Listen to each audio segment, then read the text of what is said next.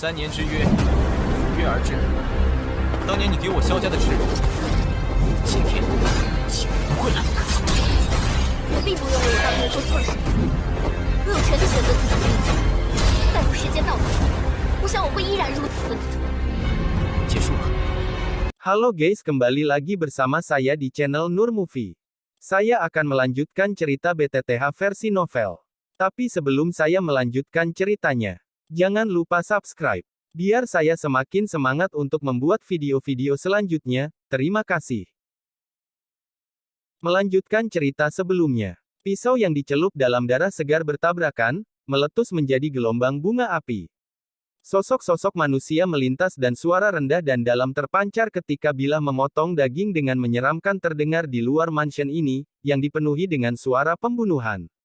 Setelah beberapa putaran pengisian dan pembunuhan, murid-murid Misty Cloud Sekte telah mengalami beberapa gelombang serangan balasan oleh klan primer.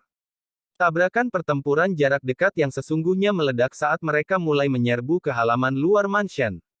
Meskipun Misty Cloud Sekte telah merekrut sejumlah besar murid selama beberapa tahun ini, mereka secara alami tidak dapat melatih mereka menjadi individu yang sangat kuat dalam waktu singkat.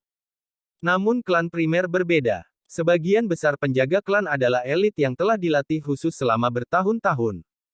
Oleh karena itu, meskipun mereka kalah jumlah ketika pertarungan jarak dekat meletus, Misty Cloud Sek hanya bisa bertarung di bagian terluar dari manor terlepas dari seberapa liar mereka menagih sekitar. Mereka mengalami kesulitan untuk mengisi bagian dalam manor. Pada saat ini, rumah besar ini tidak bisa ditembus di bawah perlindungan ketat klan primer.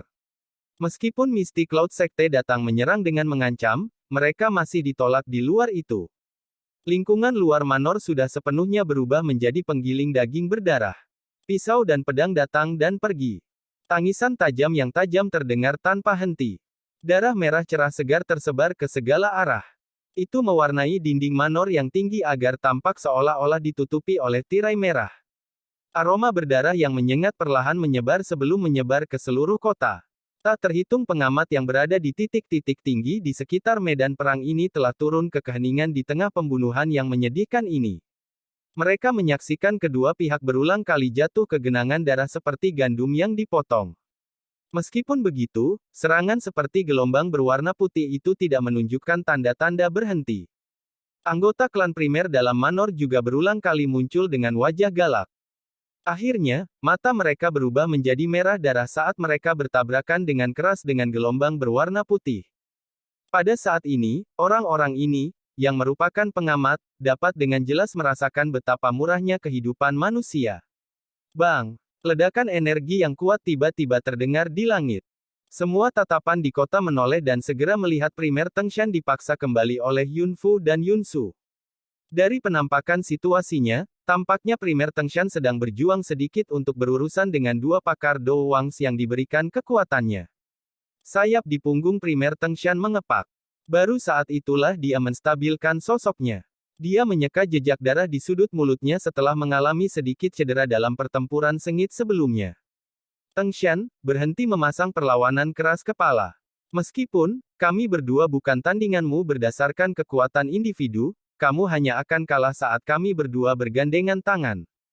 Yufu perlahan menstabilkan Doki yang terkejut di tubuhnya dan menangis dengan suara yang dalam setelah melihat primer Tengshan dipaksa kembali. Primer Tengshan tidak khawatir tentang tangisan Yunfu. Dia menoleh dan pandangannya memandang ke lingkaran pertempuran Hai Bodong. Pada saat ini, pertarungan di tempat itu bahkan lebih intens daripada daerah yang saat ini ia masuki. Sosok manusia buram melintas di langit, memancarkan riak energi yang mengguncang bumi ketika mereka sesekali bertabrakan. Meskipun orang biasa memiliki kesulitan mengamati situasi pertempuran dengan jelas, primer Tengshan dapat melihatnya dengan jelas.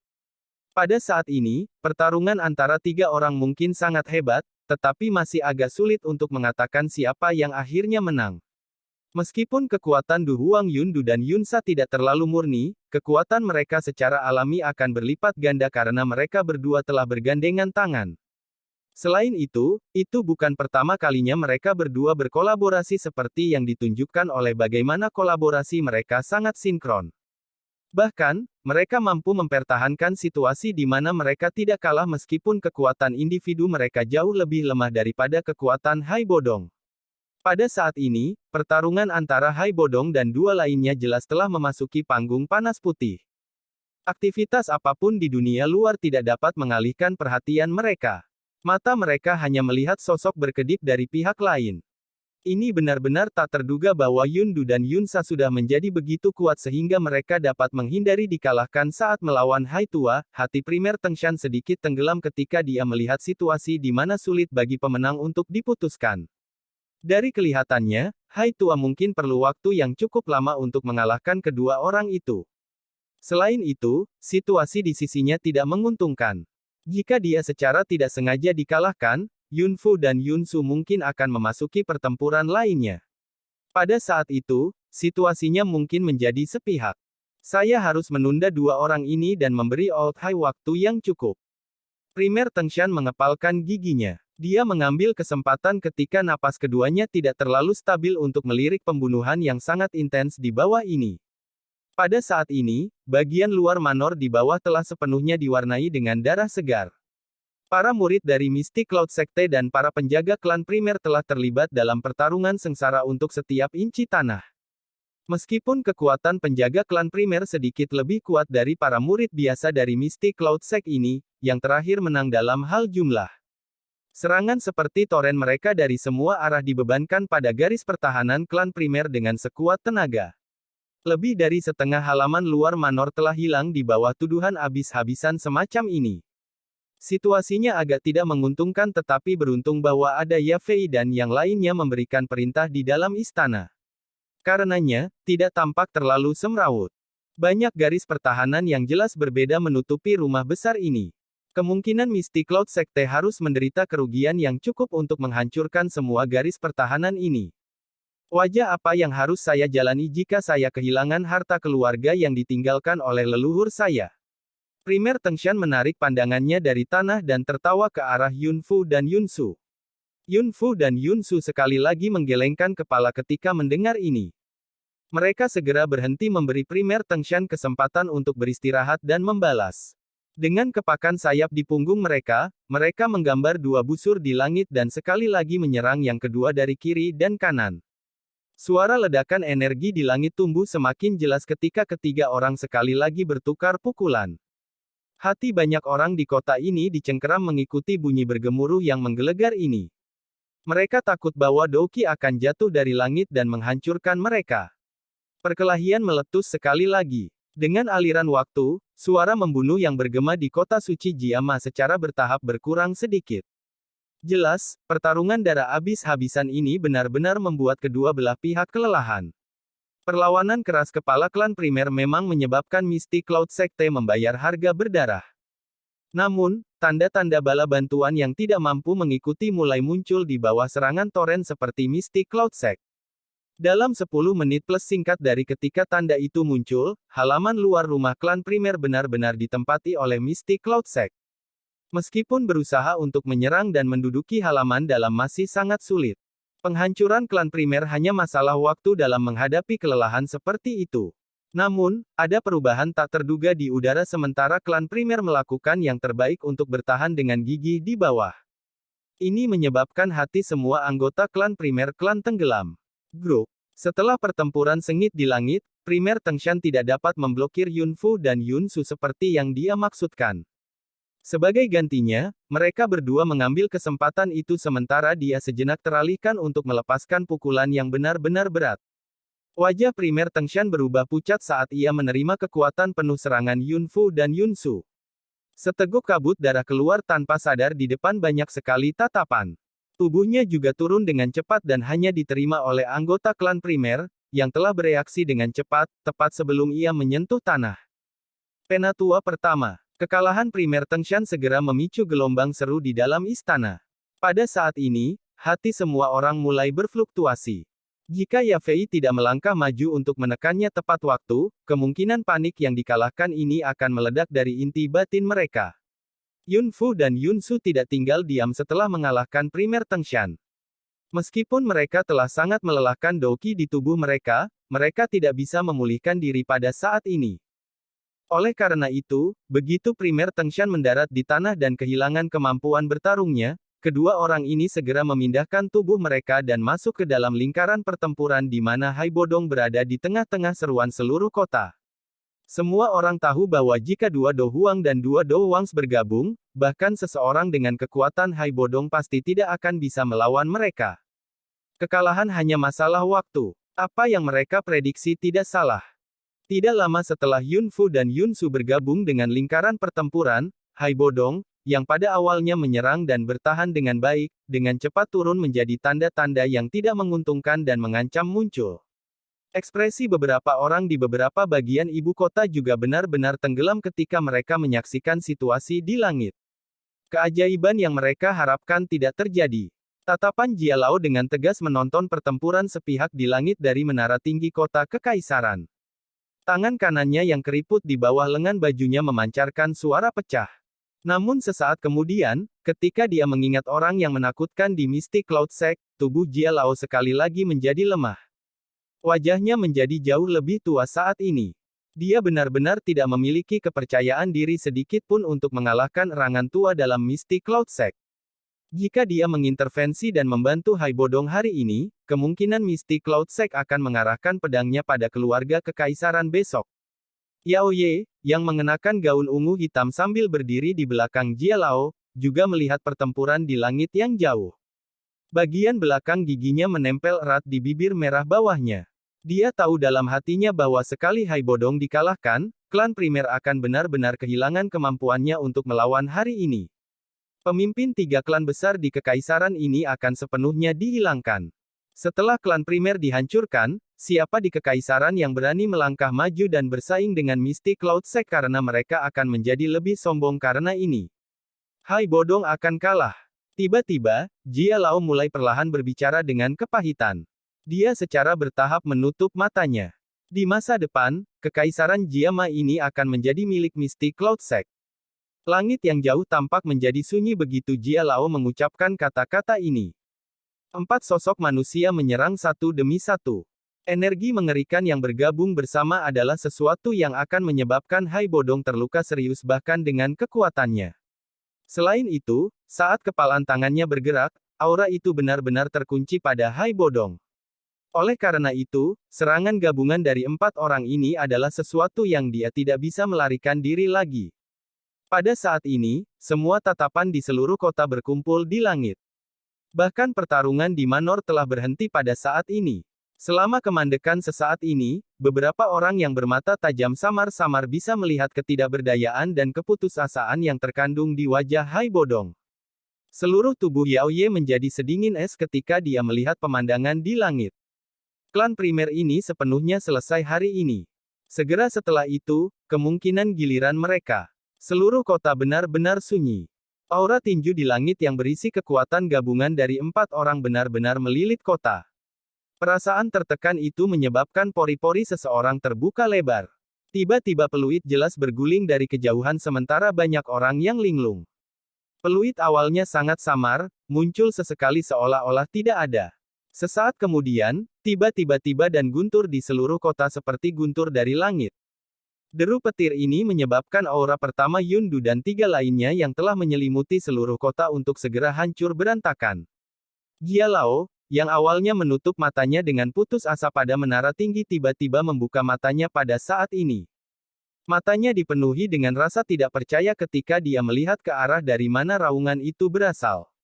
Sebuah aura yang menyebabkan bahkan dia merasa agak tertekan di lokasi itu sedang melayang di udara dan menuju dengan kecepatan kilat.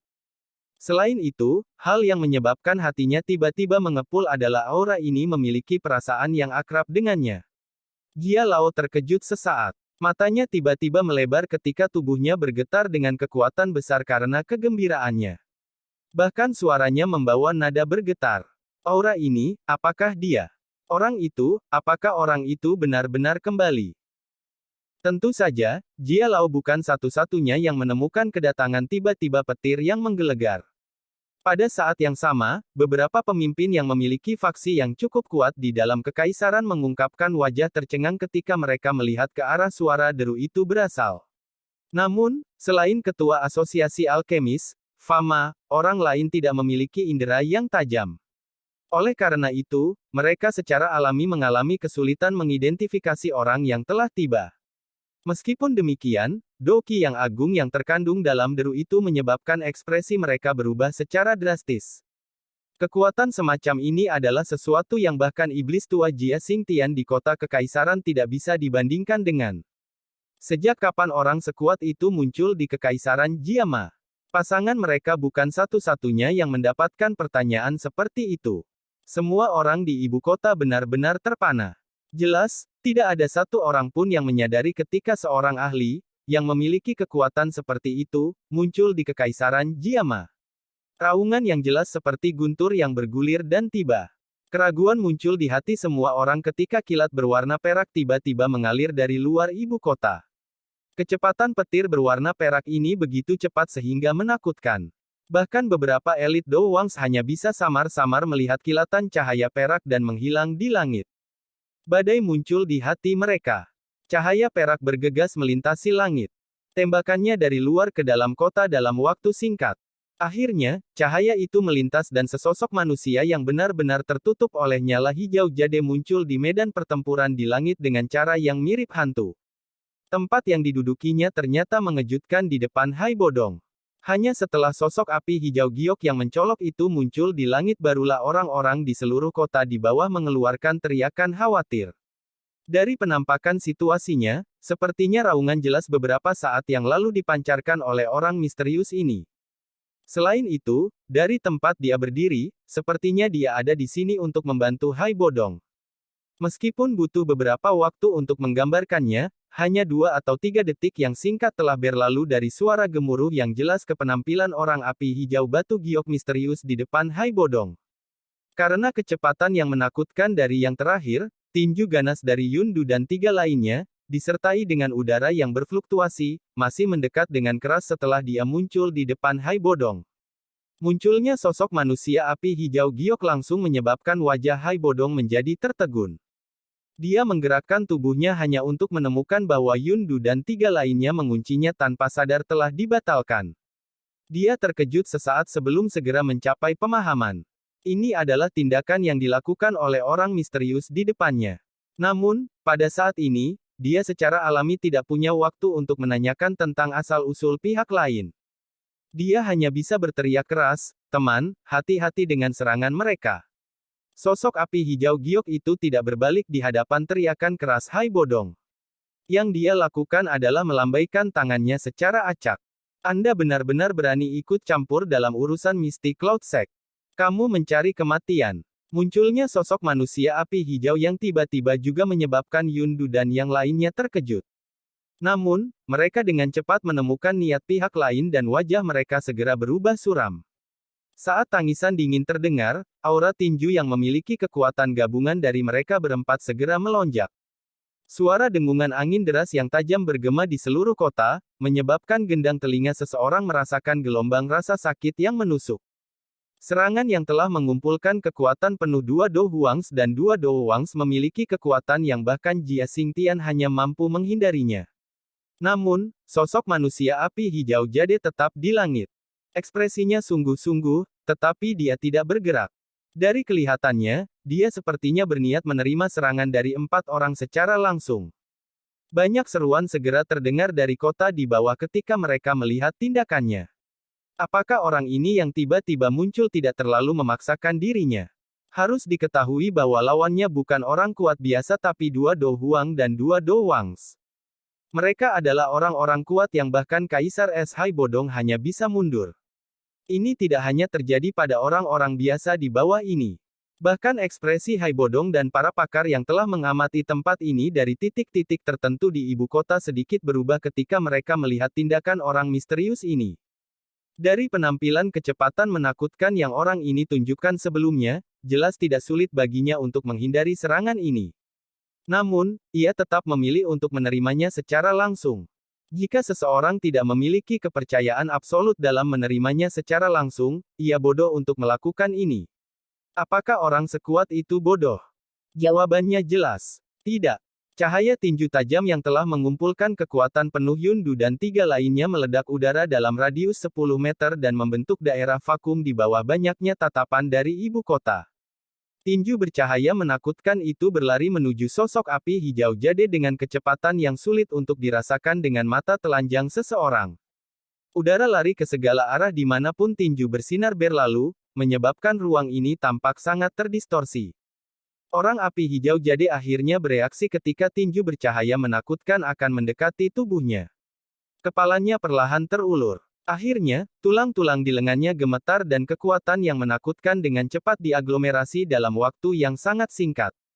Akhirnya, tiba-tiba meletus di tengah seruan rendah dan dalam. Octane Blast. Tinju yang dibungkus oleh api tidak tampak indah. Namun, sebuah batu tampaknya telah dilempar ke udara sekitar tepat saat kepalan tangan akan dilepaskan, membentuk gelombang demi gelombang riak.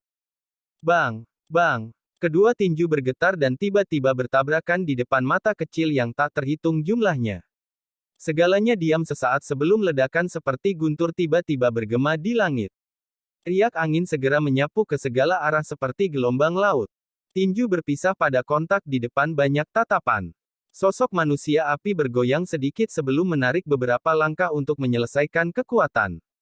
Yundu dan 3 lainnya di sisi yang berlawanan seperti karung pasir yang dikirim terbang dengan mata terkejut di seluruh kota.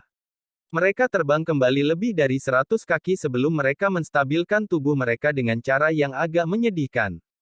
Lengan baju di tangan mereka langsung hancur berantakan ketika mereka berdiri, memperlihatkan lengan telanjang mereka. Jelas, Yundu dan 3 lainnya tidak hanya gagal mendapatkan keuntungan dalam tabrakan ini, tetapi mereka bahkan dikalahkan secara menyedihkan di bawah kepalaan pria misterius itu. Seluruh kota benar-benar sunyi saat ini. Terlepas dari apakah itu adalah rumah dari klan primer yang dipenuhi dengan perkelahian atau tempat lain, semua orang menatap langit dengan wajah tertegun. Adegan beberapa saat yang lalu memberi mereka semacam perasaan seperti mimpi. Menghancurkan serangan gabungan oleh 2 Do Huang dan 2 Do Wangs dengan kekuatan sendiri. Kemungkinan hanya Yun San yang memiliki kekuatan seperti itu di Kekaisaran Jiama yang besar ini. Namun, sangat jelas bahwa orang misterius ini bukan Yun San. Kalau begitu, siapa ahli misterius ini yang benar-benar terbungkus api? Pada saat ini, ada banyak orang yang menguras pikiran mereka mencoba menebak identitas orang misterius ini. Sayangnya, upaya mereka sia-sia. Hai Bodong juga mengungkapkan ekspresi tertegun saat dia melihat sosok manusia yang menyala tidak jauh dari sana. Meskipun dia bisa menebak bahwa kekuatan orang ini cukup kuat, dia tidak berharap bahwa orang ini tidak hanya mampu menahan serangan gabungan dari Yundu dan 3 lainnya tetapi juga memiliki kekuatan tambahan untuk menghancurkan lengan keempat lengan ini. Orang-orang, kekuatan seperti itu memang menakutkan. Keheningan berlanjut di kota ini sejenak sebelum akhirnya dipecahkan oleh suara Yundu yang agak tajam dan menakutkan. Kamu siapa? Tolong beritahu kami namamu. Yundu dan 3 orang lainnya saling bertukar pandang satu sama lain. Mata mereka mengandung kejutan. Setelah kontak seperti kilat sebelumnya, mereka samar-samar bisa menebak bahwa sosok api di depan mereka memiliki kekuatan yang pasti bahkan lebih menakutkan daripada iblis tua Jia Xingtian di kota Kekaisaran. Mengapa Mystic Cloud Sect mereka benar-benar tidak menyadari bahwa orang yang begitu kuat telah muncul dalam Kekaisaran Jiama? Setelah tidak bertemu selama 3 tahun, benar-benar tak terduga bahwa Mystic Cloud Sect masih berspesialisasi dalam mengintimidasi orang lain dengan angka, sekelompok api yang menutupi sosok manusia di langit akhirnya mengeluarkan tawa yang jelas. Banyak sekali orang yang terkejut ketika mereka mendengar tawa dari sosok manusia yang menyala-nyala. Mendengar suara ini, mereka yakin bahwa orang misterius ini belum terlalu tua. Orang biasa mungkin hanya terkejut melihat betapa muda saat mereka mendengar tawa ini. Namun, ketika tawa ini mendarat di telinga Ya Fei dan Xiao Ding, yang telah mengangkat kepala mereka di manor di bawah, itu menyebabkan tubuh mereka berdua tiba-tiba menjadi kaku. Mereka sedikit melebarkan mulut mereka dan perlahan-lahan menoleh untuk saling bertukar pandang. Sesaat kemudian, mereka bisa melihat ketidakpercayaan melonjak dari dalam mata pihak lain. Menjadi orang tua, Hai Bodong secara alami tidak merasakan sesuatu yang istimewa terhadap suara itu. Namun, dia samar-samar bisa merasakan perasaan yang akrab dengannya. Namun, ia tidak dapat menemukan jawaban apapun meski mengerutkan alisnya dan menikmatinya. Teman ini, jangan berpikir bahwa kamu bisa bertindak sembrono hanya karena kita berempat tidak dapat melakukan apapun untukmu. Tidak ada seorang pun di Kekaisaran Jiama ini yang berani memprovokasi Mystic Cloud Sect kami. Ekspresi Yundu menjadi sangat suram ketika dia berbicara dengan suara keras ketika dia mendengar ejekan dari suara sosok api. Kamu harus mengungkapkan dirimu jika kamu memiliki kemampuan. Menyembunyikan kepalamu, mengekspos ekormu, dan menyelinap bukanlah yang harus dilakukan seorang ahli. Sosok api sekali lagi mengeluarkan tawa lembut setelah mendengar tangisan dingin Yundu.